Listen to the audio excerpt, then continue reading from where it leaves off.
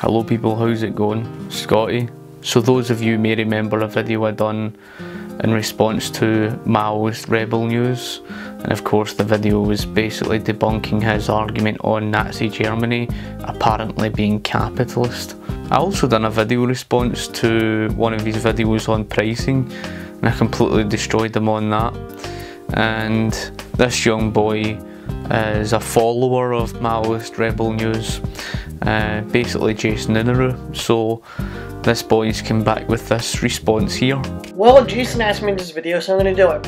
And because Jason said he was not going to do any more replies to Scotty M, so I guess I'll fill in because Mason's in limbo for a little bit. And it's basically for this reason that I want to do this video response. I'm no communist, I'll tell you that right now. I believe a man should own his own house and car and cow. I like this private ownership, I want to be left alone. Let the government run its business and let me run my own. So let's just cut to the chase and get to basically the first thing that he hits out with. Scotty, the statement you make right here, you know, supply and demand, he doesn't understand consumer demand, is the very fact you cannot force consumers to buy such goods.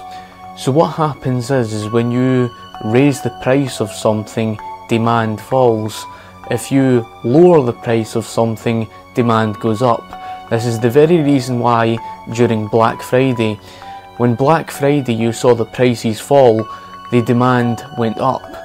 When Black Friday ended and the prices went back up, demand fell. is bullshit. So immediately right off the bat, his childish response is that it's bullshit, that the laws of supply and demand is bullshit. It's not bullshit, it's just something that he's just completely economically illiterate to. He just doesn't understand basic economics. You see, where the argument basically stemmed from was to do with the general election. SNP had wiped the floor in Scotland, and of course Nicola Sturgeon's argument to Nigel Farage, this is the laughable part, her argument was 300,000 people are flooding into the country, but she insisted that she would build 100,000 homes. Well, Fiona, I think housing is possibly one of the biggest issues in this election campaign. In Scotland we have a target of 30,000 affordable houses by 2016. We're on track to meet that. We're also considering rent caps to help people in the private rented sector. But I think we need to go much, much further. SNP MPs in the House of Commons would vote for a target of 100,000 affordable homes a year across the UK. Remarkable. We are talking about a market, folks. I know none of you have ever worked in business, but we're talking about a market. And markets are about demand and supply. And I just wonder, I'm curious, could I get any recognition from any of you that the demand side of this equation is that a rapidly rising population due to open-door immigration, started by Ed Miliband's Labour Party in the late 1990s, has directly contributed towards the housing crisis. Is there any flicker of recognition from any of you? Do the maths. If you're letting 300,000 people into the country, but you're only building 100,000 homes, then of course the cost of housing is going to go up. I had also done a video on pricing on Jason Inaru, and I basically ripped them apart more or less on supply and demand, and I will of course do that again because the video is gone now, but basically this is where everything stemmed from, and this is why this boy has come out with all this nonsense that, you know, supply and demand is apparently bullshit. If the laws of supply and demand is complete and utter bullshit, then, you know, why don't we just use the same logic for, of course, the laws of gravity? Why doesn't he just do us all a favour and just walk off a cliff?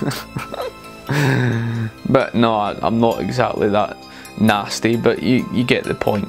You can of course check out my video that I done on pricing, and I did cover this point.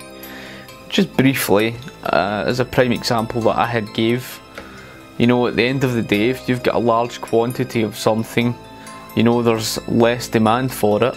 Therefore, because there's less demand, there's a lower cost. It's the very same thing if you've got a scarcity of something, there's less of it to go around, therefore there's going to be a higher demand and of course a higher cost. Now this was something that was a perfect example when we looked at supply and demand with regards to Black Friday.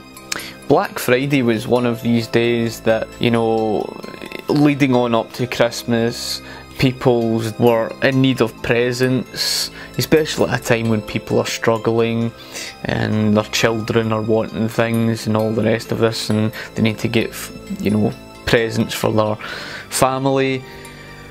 Well, it just so happened to be that when Black Friday came about and the prices fell, demand went up. I mean, that's just the basic laws of supply and demand. But when Black Friday ended, the prices went back up and the demand fell. Now this is something this boy could not comprehend, and you can hear this here. Because you claim that Black Friday is the only time for capitalism in the world, not counting that the entire month of Black Friday is like anarcho-capitalist with like Christmas, Hanukkah, Kwanzaa, maybe occasionally it could be Ramadan if these changes every month. Chinese New Year's, and also going all the way to Valentine's Day. What the fuck are you talking about? So of course it's laughable that this boy comes out and says this. I don't know what he was meaning about, you know, anarcho-capitalist stand. It's just, it made no sense, because at the end of the day we don't have anarchy. Do we have a capitalist system today? No, we haven't. So of course we do have certain elements of capitalism today. There's no doubting that. We haven't had a capitalist system for well over 100 years. Arguably in the United States, you would say it's probably prior to 1860, prior to the years of Abraham Lincoln. So, you know, that was probably around about that period when America was largely capitalist. Even then things weren't exactly black and white, because there were still elements of government interference with regards to the internal improvements, etc., and the protectionist tariffs they tried to lay on. But if you were to look at things from a scale, then of course we do have a certain element of capitalism with the exchange in the marketplace, and of course a strong element of socialism. A city on fire, that's become the common scene in Stockholm, where riots have raged for a 5th night in a row. Young people in immigrant suburbs of the city have torched cars, smashed windows, set buildings ablaze. And the violence has sparked a debate on Sweden's open immigration policy, which has resulted in an influx of asylum seekers who many say refuse to integrate. This report now filed by RT correspondent Peter Oliver. But what this has basically bred is this system of corporatism as a result of government intervention. I also done a video which you can check out if you haven't seen it yet. I've done a video on corporatism, so I highly recommend that you check that out, because I did explain a lot on that, which is very educational. It gives you the information as to how corporatism basically comes about. So the boy doesn't really understand the basic laws of supply and demand. He doesn't understand the whole issue of what I've explained about, you know, Black Friday. And in this circumstance it was in relation to do with the minimum wage laws, basically a price floor from what we've seen in the United States with the raise of minimum wage to $15. He doesn't understand that by raising the minimum wage basically up, when price goes up, demand goes down. So in other words, when the price of the lower skilled workers, after all, the wage of a lower skilled worker, when their wages are risen, that is the price to the employer. Now, what is most important to take from this is the fact that an employee, or basically shall I say the employer, has to see that his employees are going to be of greater value than the cost. And unfortunately, in most cases, what ends up happening is a result of government artificially raising the price of these lower skilled workers. You either find lower skilled workers end up getting paid off, or of course, to compensate for it, the business may raise the costs of their produce. In other words, they're going to hurt the poor either way.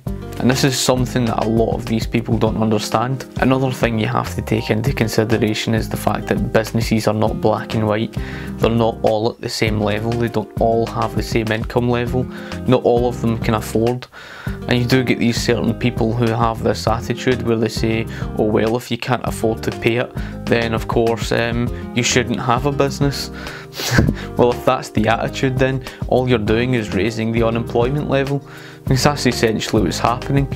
You're destroying all of these smaller businesses. And when you destroy all the smaller businesses, you're basically opening yourself up to a bigger form of corporatism. So it's laughable, but